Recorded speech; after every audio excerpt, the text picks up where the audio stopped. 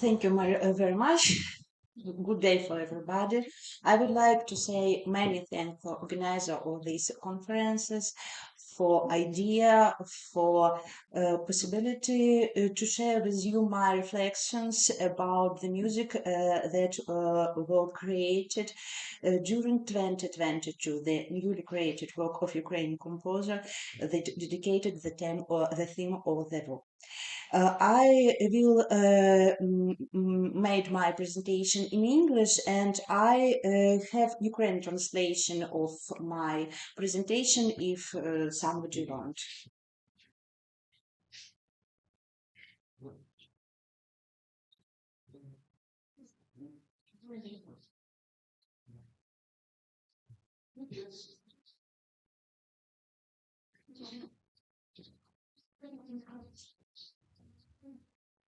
So, Russia's war against Ukraine began in 2014, but a worldwide interest in and attention to Ukrainian culture in general, and art music in particular, has increased with the beginning of the full-scale Russian invasion on the territory of Ukraine on February 24, 2022. Since then, all layers of the art scene in Ukraine, including its music life, have been drastically affected. After a period of shock and confusion, Ukrainian musicians have drastically redirected their activities, focusing on two main objectives: to support Ukrainian army forces in any way possible and to reinforce cultural diplomacy, including the worldwide popularization of Ukrainian music, thus conveying the truth about the war throughout music. As composer Alla Zagaykevych commented, quotation, Ukrainian artists have a difficult mission to be with their brothers and sisters who have been fighting hard for our freedom against the Russian invader since 2014, while at the same time appealing to the European art community by manifesting original artistic ideas. We need to find a new way to communicate with the world that knows practically nothing about Ukrainian art, especially contemporary Ukrainian art scene quotations. In general, scholarship shows that a correlation between music and politics is a controversial topic. Summarizing research on the subject, Garrett points to its three main aspects. Quotation. The first vigorously segregates political music from music as an autonomous art, treating the former as a marginal sub-artistic phenomenon. The second similarly regards political music as antithetical to art, yet claims that autonomous art offers a deeper form of political engagement as well as better art.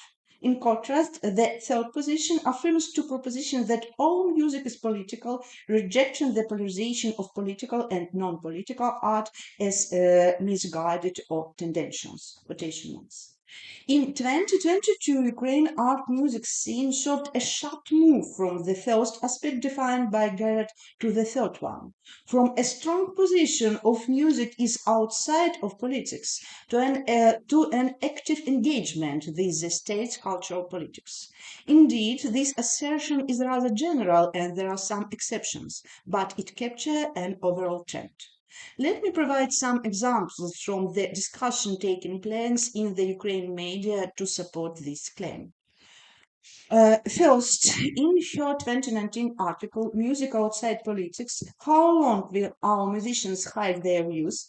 Yakel stressed that, quotation, music outside of politics is one of the most widespread ideas in the current Ukraine info field, quotation marks.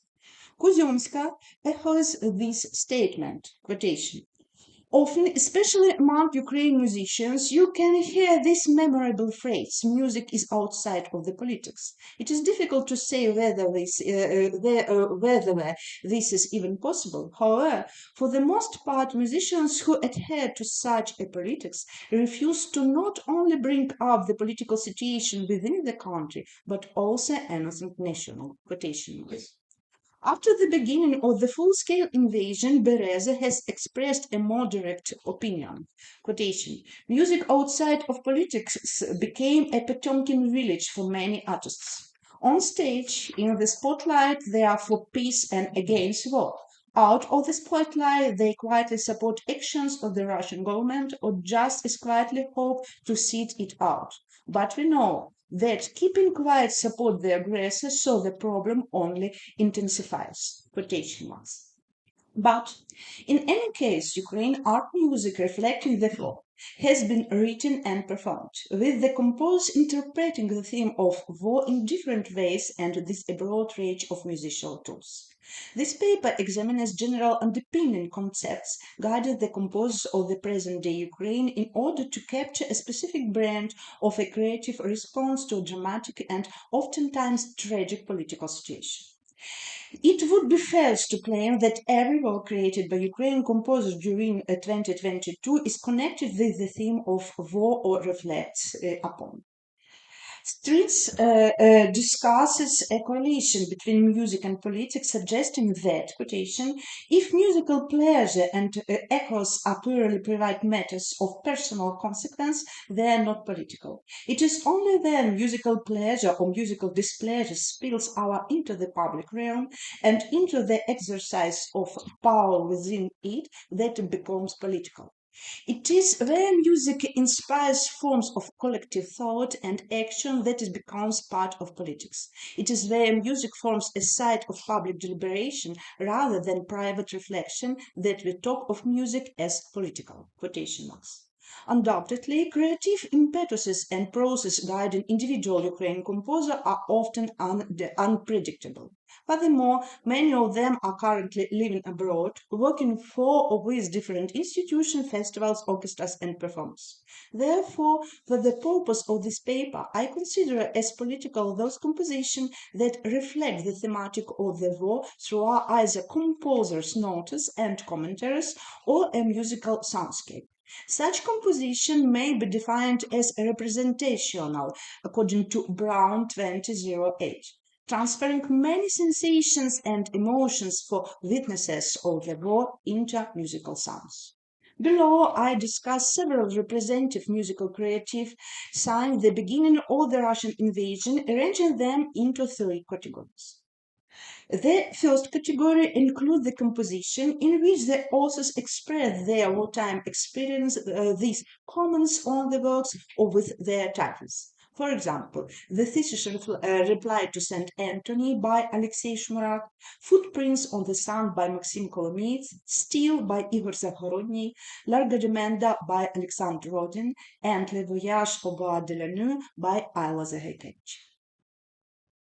In the works of the second category, composers' reflection on the war experience results in a troubling soundscape, such as the sounds the air raids, sirens, and explosions in Lacrimosa by Oleksandr Shchetynskyi, Lacrimosa Bucha by Victoria Poleva, Eyes to Eyes by Evgen Petrychenko, Maria's City by Zoltan Almashi, Post by Svyatoslav Lunyov, and Kommos 2022 by Oleg Bezborodko. Compositions of the third category are based on or include the documented facts of Russian crimes and thus may be considered as direct political manifestation. The works on this category are installation gently wrought by Ihor Zavhorodnii and multimedia performance Lullaby for Mariupol by composers Illia Razumeiko, Roman Grigoriev, and Opera Aperta and Svyatoslav. In order to convey a specific political stance for any work in the categories outlined above, choosing a target audience is imperative. I observe that Ukrainian composers are considering several factors in order to carefully identify their potential listeners specifically. A geographical factor, whether a composition is directed toward an exclusively Ukrainian audience or a foreign audience or has no such limitation. A listener's artistic preference factor, in basic terms, whether communicative properties of a composition are directed toward an art music audience or a broader public. A concept and means factor, a composer's expressive apparatus to convey a message of a work. Many compositions belonging to the first and second categories have no geographical limits. and are oriented toward traditional art music audience as reflected by the location of their premieres, as well as their performing bodies. In many cases, philharmonic concerts in Ukraine, for instance, works by Shchetynskyi, Petrychenko, Poleva, or special projects of European music ensembles, such as the Latin ensembles premiere performances of compositions by Shmurak and Kolomiiets.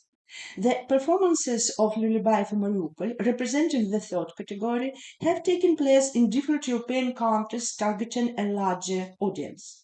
They were premiered in Vienna and Rotterdam in May 2022, followed by performances in Linz in September and in Milano in October.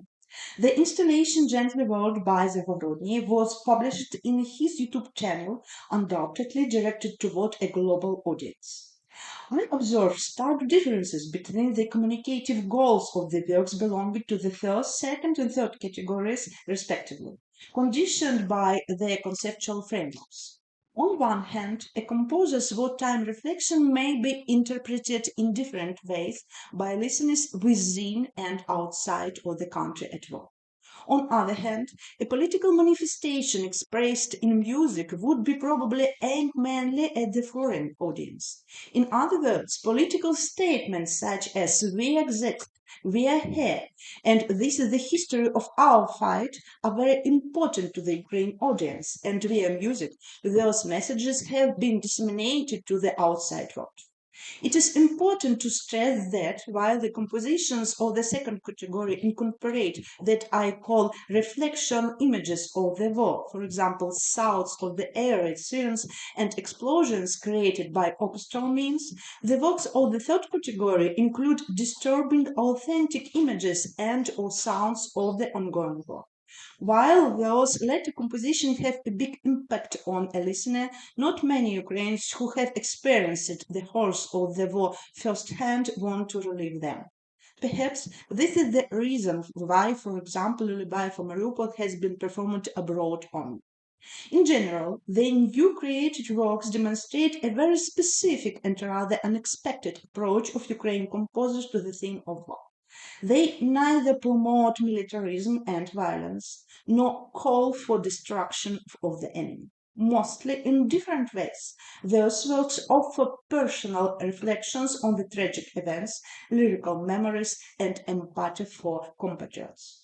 I would like to provide supporting evidence for such a claim through the demonstration of the composition Gently World by Zavhorodnii, representing the third category of my proposed above classification of music of the Ukrainian war. The composition was written in Kyiv in the beginning of the full-scale invasion on March 2022.